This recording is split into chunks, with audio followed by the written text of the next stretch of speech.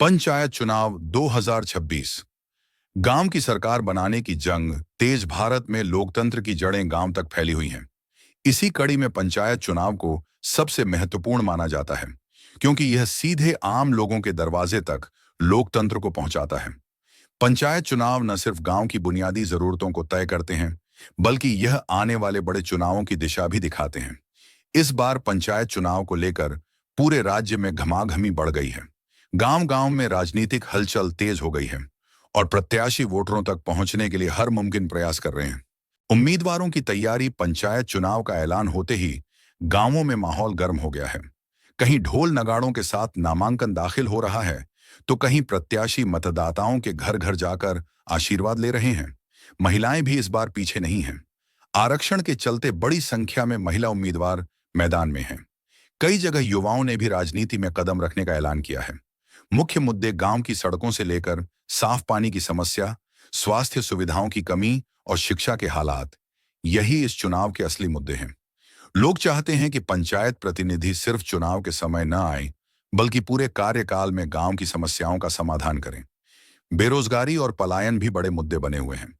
दलों की रणनीति भले ही पंचायत चुनाव पार्टी आधारित न हो, लेकिन बड़े राजनीतिक दल अपने अपने समर्थित उम्मीदवारों को मजबूत करने में लगे हैं। कार्यकर्ता गांव-गांव जाकर प्रचार कर रहे हैं। सत्ताधारी दल सरकार की योजनाओं का हवाला देकर वोट मांग रहा है, तो विपक्षी दल महंगाई, भ्रष्टाचार और बेरोजगारी जैसे मुद्दों को उछाल रहे हैं। चुनाव प्रचार का नया अंदाज। इस बार सोशल मीडिया भी पंचायत चुनाव में अहम भूमिका निभा रहा है। प्रत्याशी व्हाट्सएप ग्रुप, फेसबुक और लोकल ऐप्स के जरिए अपने संदेश मतदाताओं तक पहुंचा रहे हैं। साथ ही परंपरागत तरीकों जैसे चौपाल, नुक्कड़ सभा और पदयात्रा का भी सहारा लिया जा रहा है। कई गांवों में युवा अपने पसंदीदा प्रत्याशी के लिए वीडियो और पोस्टर बनाकर वायरल कर रहे हैं। मतदाताओं की राय। गांव के लोगों का कहना है कि उन्हें अब खोखले वादों से ज्यादा कामकाज चाहिए। कई जगह मतदाता खुलकर कह रहे हैं कि जो प्रतिनिधि 5 साल तक गायब रहा, उसे इस बार वोट नहीं मिलेगा।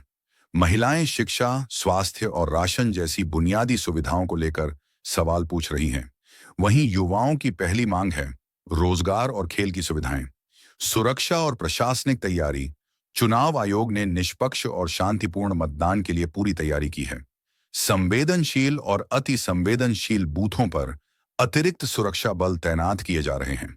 मतदान कर्मियों को प्रशिक्षित किया गया है और इलेक्ट्रॉनिक वोटिंग मशीनों की जांच भी पूरी कर ली गई है। प्रशासन का कहना है कि किसी भी गड़बड़ी को बर्दाश्त नहीं किया जाएगा। महिला सशक्तिकरण की झलक। आरक्षण के कारण पंचायत चुनाव में बड़ी संख्या में महिलाएं भाग ले रही हैं। इससे गांव की राजनीति में नया रंग देखने को मिल रहा है। कई जगह पति पत्नी दोनों ही चुनावी मैदान में हैं, लेकिन महिलाएं ये साफ कह रही हैं कि वे सिर्फ नाम भर की उम्मीदवार नहीं, बल्कि खुद निर्णय लेने वाली प्रतिनिधि बनना चाहती हैं। भविष्य की तस्वीर। पंचायत चुनाव से न सिर्फ गांव की दिशा तय होगी, बल्कि यह आने वाले विधानसभा और लोकसभा चुनावों के लिए भी संकेत देगा। यदि गांव स्तर पर किसी दल के समर्थित प्रत्याशी मजबूत प्रदर्शन करते हैं, तो उसका असर बड़े चुनावों में साफ दिखेगा। निष्कर्ष। पंचायत चुनाव असली मायने में लोकतंत्र का उत्सव है।